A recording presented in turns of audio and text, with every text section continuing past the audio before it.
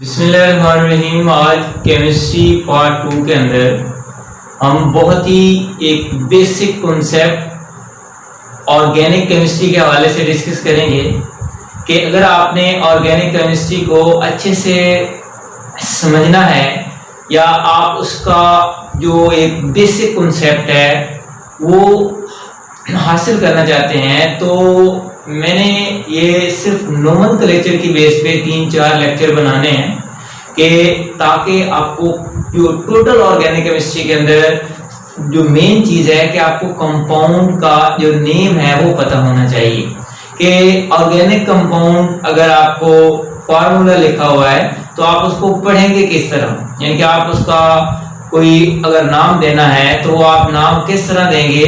तो ये 3-4 लेक्चर के अंदर हम बात करेंगे जितने भी ऑर्गेनिक कंपाउंड्स हैं, अगर उनमें से कोई भी कंपाउंड आ जाए तो हमने उनका नाम किस तरह लिखना है। तो उसके लिए हम नोमेनक्लेचर स्टार्ट करेंगे और नोमेनक्लेचर को हम बेस से स्टार्ट करेंगे कि नोमेनक्लेचर का मकसद क्या है।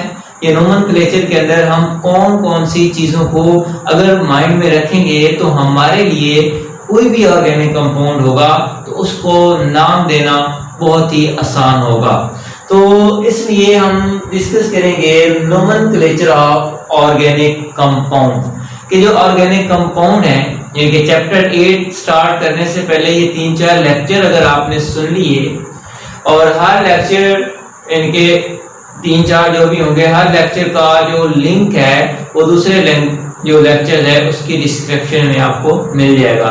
तो अगर आप चाहते हैं कि आप चैप्टर 8, 9, 10 ये जो भी ऑर्गेनिक केमिस्ट्री है उसके अंदर आपको कंफ्यूजन ना हो कि ये जो नाम है ये किस तरह लिखे हुए हैं, तो उसके लिए ज़रूरी है कि आप पहले इसका नोमेनक्लेचर जो है इसको डिटेल से, इसका जो बेसिक रूल है, इनके जो बेसिक कॉन्सेप्ट्स हैं उनको आप जो है समझ लें ताकि आपके लिए जो है नाम देना आसान हो।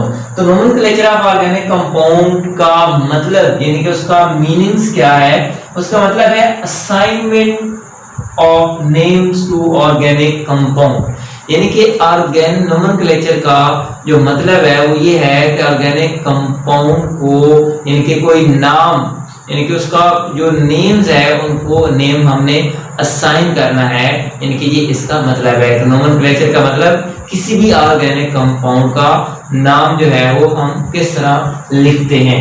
तो जो बेसिकली नोमेनक्लेचर है यानी कि जो ऑर्गेनिक कंपाउंड को नेम यानी कि जो उनके असाइनमेंट है, उनके जो नेम असाइनमेंट करने का जो सिस्टम है वो बेसिकली 2 सिस्टम्स के ऊपर मुश्तमिल है। नंबर 1 या आप इसको ए कह सकते हैं वो है ट्रायबल सिस्टम और बी जो है वो आपके पास IUPAC system, international union pure applied chemistry. तो ये IUPAC सिस्टम और ट्रायबल सिस्टम ये 2 मेन सिस्टम हैं जिनको हमने स्टार्ट करना है या जिनको हमने डिस्कस करना है ताकि आपको ऑर्गेनिक केमिस्ट्री के अंदर कोई भी कंपाउंड आ जाए आप उसका नाम किस तरह लिखेंगे। तो पहले हम बात करते हैं ट्रायल सिस्टम क्या होता है। This is the oldest system of naming of organic compound, यानी कि ये एक पुराना सिस्टम है जिसके अंदर हम ऑर्गेनिक कंपाउंड को जो है वो नाम देते थे और वो किस बेस पे, बेस्ड ऑन द सोर्सेज, यानी कि वो किस जो कोई भी कंपाउंड है उसका सोर्स क्या है, वो कहाँ से बना है, कहाँ से आया है, या उसकी कुछ प्रॉपर्टीज की बेस पे या इसके अलावा कोई और रीजन हो सकती है।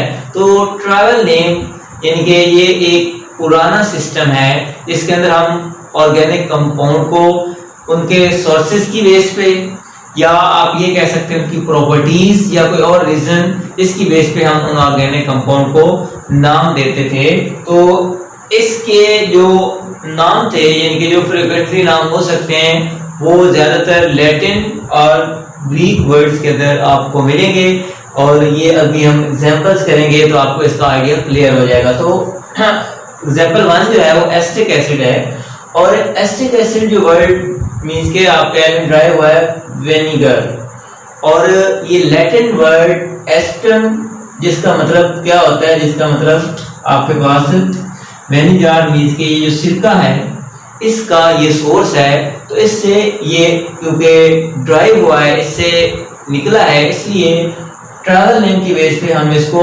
एसिटिक एसिड कहते हैं। ये एक एग्जांपल के ट्रैवल नेम किस तरह दिए जाते हैं। दूसरा है आपके पास मीथेन गैस। मीथेन गैस का जो नाम है वो एक्चुअली मार्स गैस से ड्राइव हुआ है, और मार्स गैस मींस के ये गैस जो है वो कहाँ पे एग्जिस्ट करती है, एग्जिस्ट या placed in Martius places.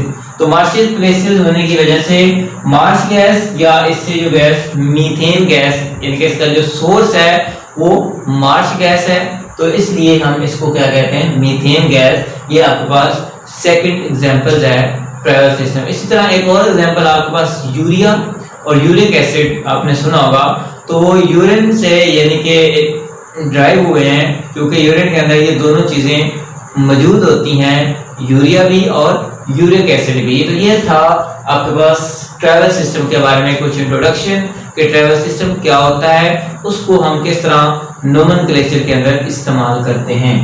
Next है आपके पास जो बी पोर्शन, ये बी पार्ट, ये सेकंड पार्ट, वो है आईयूपैक सिस्टम।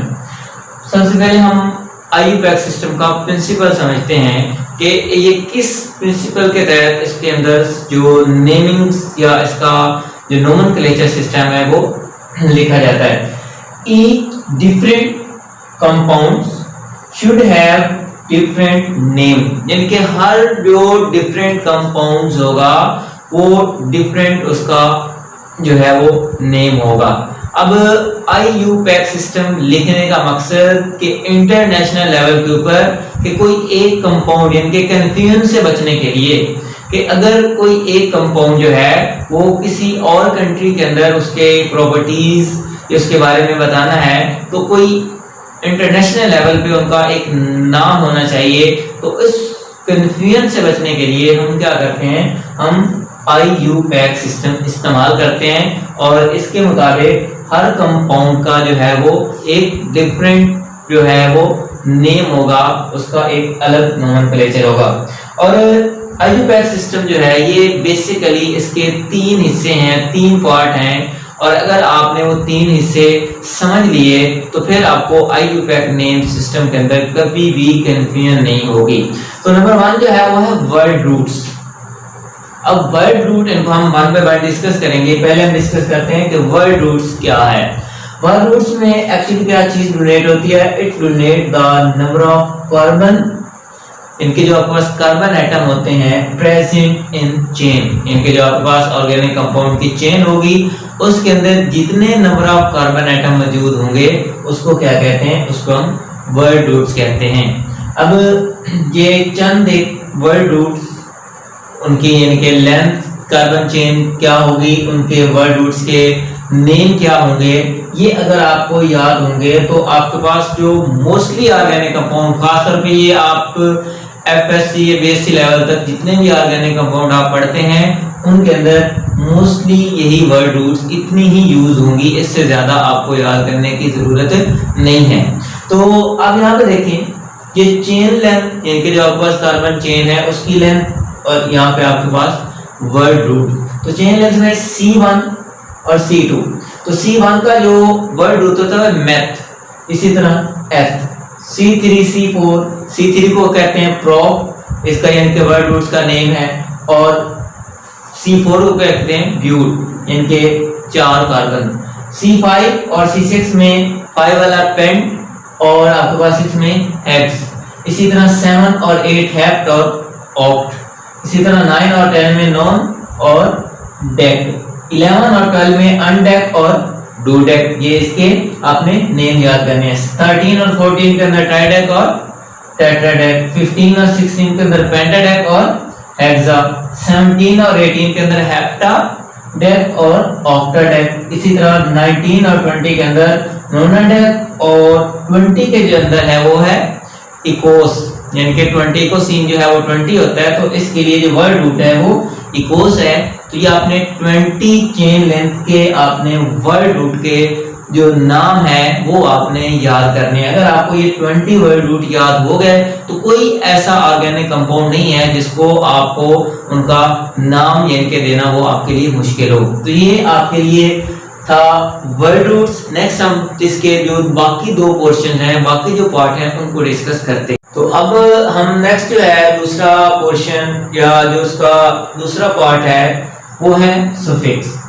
तो सुफिक्स क्या होता है?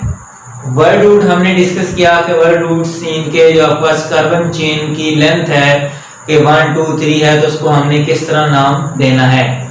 अभी एग्जांपल में आपको क्लियर हो जाएगा कि वर्ड रूट, सुफिक्स या प्रीफिक्स जो हैं वो किस तरह आपने उनका नाम मेंशन करना है। तो सफिक्स के अंदर the word root is linked to suffix, यानी कि वर्ड रूट जो है वो सफिक्स के साथ लिंक होगी, विच मे बी प्राइमरी सफिक्स और सेकेंडरी सफिक्स, या ये दोनों हो सकते हैं। यानी कि वर्ड रूट के साथ या प्राइमरी सफिक्स होगा या सेकेंडरी सफिक्स होगा, या बाद दफा इस तरह का कंपाउंड आएगा जिसमें हम अभी एग्जांपल देखेंगे कि जिसके अंदर जो है वो दोनों सफिक्स हो सकते हैं। तो सबसे पहले हम बात करते हैं प्राइमरी सफिक्स कौन से होते हैं, या प्राइमरी सफिक्स को हम किस तरह नोमेनक्लेचर के अंदर उनको नेमिंग्स करते हैं। तो अगर कार्बन सिंगल बॉन्ड है तो उसके लिए हम सफिक्स यूज करेंगे प्राइमरी, वो है ANE। अगर डबल बॉन्ड है तो ENE यूज करेंगे। अगर ट्रिपल बॉन्ड कार्बन है तो उसके लिए हम YNE। तो ये आपके पास प्राइमरी सफिक्स थे कि हमने उनको किस तरह नेम मेंशन करना है। सेकेंडरी सफिक्स के अंदर ये इंडिकेट क्या करता है, ये फंक्शनल ग्रुप के ऑर्गेनिक कंपाउंड के अंदर फंक्शनल ग्रुप जो हैं उनको हमने किस तरह लिखना है। अगर OH फंक्शनल ग्रुप अल्कोहल का है तो उसके लिए जो सेकेंडरी सफिक्स होगा वो OL होगा। जस्ट हम OL लिखेंगे तो ये इंडिकेट करेगा कि ये इसका फंक्शनल ग्रुप है अल्कोहल का। एल्डिहाइड है तो उसके लिए आप AL यूज करेंगे। एल्डिहाइड के लिए यानी कि CHO एल्डिहाइड ग्रुप है, ये फंक्शनल ग्रुप, और इसके लिए हम AL सेकेंडरी सफिक्स यूज करते हैं। अब कार्बोक्सिलिक एसिड जो है COOH, इसके लिए आपके पास जो सेकेंडरी सफिक्स है वो कौन सा है? IOC यानी कि ओइक एसिड। तो ये प्राइमरी और सेकेंडरी सफिक्स, ये दूसरा पोर्शन, ये दूसरा पार्ट नोमेनक्लेचर के अंदर के वर्ड रूट के साथ हम जो लिंक करते हैं वो सेकेंडरी सफिक्स। और उसके बाद जो तीसरा पोर्शन है वो है प्रीफिक्स। अब प्रीफिक्स को पहले थोड़ा सा समझ लें। There are many groups which are not regarded as a functional group, यानी कि ऐसे आपको ऑर्गेनिक कंपाउंड के अंदर ग्रुप मिलेंगे जो कि फंक्शनल ग्रुप हम उनको कंसीडर नहीं करते। तो वो क्या, in the IUPAC system the name of organic compound, यानी कि ऑर्गेनिक कंपाउंड जो उनका IUPAC सिस्टम है उनके अंदर हम बहुत से ऐसे ग्रुप्स होंगे जिनको फंक्शनल ग्रुप हम समझेंगे नहीं, हम उनको कंसीडर नहीं करेंगे। They are regarded as, फिर हम उसको क्या समझेंगे? They are regarded as a substituent, इनके उसके मिथाइल इथाइल वगैरह सब्स्टिट्यूएंट के तौर पे हम उनको कंसीडर करेंगे, या फिर हम साइड चेन। तो ये है जो आपके पास प्रीफिक्स हैं, इनके जिनमें सब्स्टिट्यूएंट आएंगे और साथ में ये आएगा कि उनके अंदर साइड चेन। तो ये जो आपके पास प्रीफिक्स हैं जो कि वर्ड रूट से पहले आते हैं, ये जो सब्स्टिट्यूएंट और साथ में साइड चेन है, ये कौन कौन से हो सकते हैं? तो ये आपके पास अल्काइल ग्रुप जितने भी होंगे, जैसे मतलब उनका जनरल फार्मूला CnH2n+1, क्योंकि ये अल्केन से जब एक हाइड्रोजन को आप निकाल देते हैं तो वो क्या बन जाता है? Alkyl group. तो अल्काइल ग्रुप जो है सब्स्टिट्यूएंट के तौर पे यूज होंगे। इनके जो आपके पास जो साइड चेन है उसमें जब यूज करेंगे तो उसको हम प्रीफिक्स कहते हैं। और ये ज्यादातर जैसे क्लोरीन है, ब्रोमीन है, आयोडीन है, इस तरह के जो ग्रुप्स हैं इनको हम प्रीफिक्स कहते हैं। और इनका जो आप नंबरिंग कह लें, इनका जो नाम है वो किस तरह लेंगे, उसके लिए आप ये एक एग्जांपल देखें कि एग्जांपल में ये मैंने एक ओपन चेन एग्जांपल दिया और एक साइक्लिक, ताकि दोनों का कॉन्सेप्ट जो है वो आपको क्लियर हो जाए। ओपन चेन में अभी ये जो OH है या Cl जो है, इसमें हमने ये देखना है कि OH को हमने क्या रिप्रेजेंट करना है, या Cl जो है ये सब्स्टिट्यूएंट होगा, साइड चेन होगी, या फंक्शनल ग्रुप होगा। तो नंबरिंग जो है आपके पास जो मेन फंक्शनल ग्रुप होता है यानी कि हाइड्रोक्सिल वो मेन है, तो इसको आप लोएस्ट लुकेंट देंगे, यानी कि इसको नंबरिंग लोएस्ट होगी, यानी कि यहाँ से नंबरिंग स्टार्ट करेंगे। तो नंबरिंग स्टार्ट करेंगे 1 2 3 4, इनके 4 कार्बन हैं। तो इसके अंदर हमें ये देखना है कि आपके पास ये जो क्लोरो है 3 क्लोरो, ये क्या है, ये कार्बन जिनके जो वर्ड रूट है वो ब्यूट है, और उसके बाद सिंगल कार्बन है तो उसके लिए AN और साथ में OL। यहाँ पे मैंने एक आपको बात बतानी कि ये ANE सिंगल कार्बन के लिए तो ANE होता है, लेकिन जब आपके पास सुफिक्स के साथ, यानी कि सुफिक्स की 2 टाइप्स है ना, प्राइमरी और सेकेंडरी, तो जब उसके साथ सेकेंडरी सुफिक्स आप ऐड करते हैं तो फिर आप क्या करेंगे, E जो है उसको रिमूव करके आप साथ में फंक्शनल ग्रुप लगा देते हैं। तो इसको थोड़ा सा समझें कि आपके पास जो 3 क्लोरो है इसको कहते हैं प्रीफिक्स, ये टोटल जो हिस्सा है, ये जो सब्स्टिट्यूएंट है इसको क्या बोलते हैं, प्रीफिक्स, और जो चेन कार्बन्स की है इसको क्या बोलते हैं, वर्ड रूट। इनके यहाँ पे जो मेन है 3 पोर्शन जो मैंने आपको बताए थे कि कोई भी ऑर्गेनिक कंपाउंड है उसको अगर आपने नाम देना है तो उसके लिए आपको ये 3 जो है पोर्शन पार्ट इनको याद करना पड़ेगा। पहला है प्रीफिक्स, फिर है वर्ड रूट और उसके बाद है सुफिक्स। तो जैसे प्रीफिक्स की हमने बात की कि ये ऐसे कंपाउंड होते हैं जो कि फंक्शनल ग्रुप के तौर पे हम उनको कंसीडर नहीं करते, वो सब्स्टिट्यूएंट भी हो सकते हैं, वो साइड चेन भी हो सकते हैं। तो ये आपके पास जो साइड चेन है ये प्रीफिक्स है, यानी कि ये आपके पास एक सब्स्टिट्यूएंट है जिसको आप कहेंगे 3 क्लोरो। कार्बन नंबर जो है आपके पास 4 है, ब्यूट, इनके वो आपको वर्ड रूट में याद होगा, 4 कार्बन को मैंने कहा था ब्यूट, तो ब्यूट मींस कि ये इसकी वर्ड रूट है।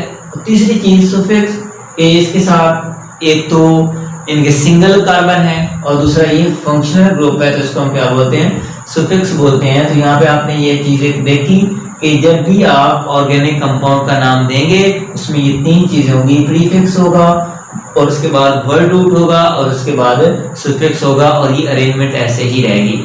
हाँ, जब प्राइमरी और सेकेंडरी सुफिक्स आ जाएंगे या प्रीफिक्सेस आ जाएंगे तो उसको समझने के लिए हम एक और एग्जांपल लेते हैं कि ये आपके पास एक साइक्लिक कंपाउंड है, ठीक है, और इसका अगर आप नाम दें तो 4 क्लोरो साइक्लो हेक्सेनोल। ये मैंने इसको सेपरेट इसलिए लिखा है ताकि आपको समझ आ जाए कि हमने इनके अंदर या इनको जो नाम है वो किस तरह देना है। तो आपके पास नंबर ऑफ जो कार्बन चेन है वो आपके पास क्या है, वर्ड रूट है, और उससे पहले जो चीज आती है वो है प्रीफिक्स। लेकिन यहाँ पे जब भी साइक्लिक कंपाउंड हो तो उसके लिए आपने प्राइमरी प्रीफिक्स यूज करना है, यानी कि प्राइमरी प्रीफिक्स एक्चुअली रिप्रेजेंट करेगा साइक्लिक कंपाउंड को, और सेकेंडरी सफिक्स जो है वो रिप्रेजेंट करेगा कि इस साइक्लिक कंपाउंड के साथ कौन सा सब्स्टिट्यूएंट अटैच है, कौन सा आपके पास जो है वो साइड चेन मौजूद है, वो किस चीज को रिप्रेजेंट करेगा, वो आपके पास सेकेंडरी प्रीफिक्स को।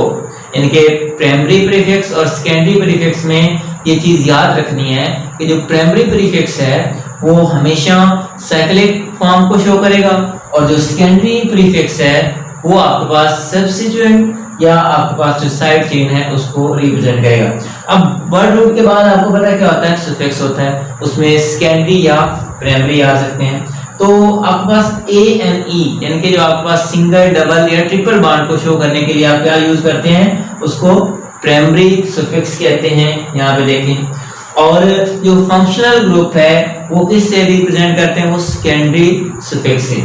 तो दूसरी चीज कि जब आप सेकेंडरी सफिक्स प्राइमरी सफिक्स में ऐड करते हैं तो उस वक्त जो इसका ई होता है उसको आप क्या कर देते हैं, रिमूव कर देते हैं। तो ये आपके पास 3 क्लोरो साइक्लो हेक्सानोल आपका ये IUPAC जो नाम है वो बन जाएगा। तो ये चीजें आपने याद करनी है, ये सिर्फ इसकी बेस थी। आगे अभी हमने अल्कीन्स और अल्काइन को 1 बाय 1 डिस्कस करना है, उनके अंदर ये सारी चीजें दोबारा हमने देखनी है और यूज करनी है। तो यहाँ पे सिर्फ आपको समझाने के लिए मैंने एक एग्जांपल दी है कि वर्ड रूट, सफिक्स और प्रीफिक्स को आप किस तरह अरेंज लिखते हैं। तो इनकी यही तरतीब होगी, कभी भी चेंज नहीं होगी कि वर्ड रूट हमेशा सेंटर में होगा और जो सफिक्स है चाहे प्राइमरी है वो सेकेंडरी है वो हमेशा वर्ड रूट के बाद आएगा, और जो प्रीफिक्स है वो हमेशा वर्ड रूट से पहले आएगा, चाहे कोई भी फंक्शनल ग्रुप हो, साइक्लिक है आपके पास या ओपन चेन है, कोई भी आपके पास फंक्शनल ग्रुप होगा, ऑर्गेनिक कंपाउंड होगा, तो आप उसका इस तरह नाम देंगे। तो ये आपके पास था कुछ basic concept about nomenclature of organic compound. तो इसके बाद हम वन बाय वन अल्केन्स और अल्काइंस हैं, इसके आपको मतलब 3 ही लेक्चर होंगे और ये 3 लेक्चर्स के अंदर हमने इनको डिटेल से दोबारा प्रीफिक्स, वर्ड रूट और सफिक्स को डिस्कस करना है।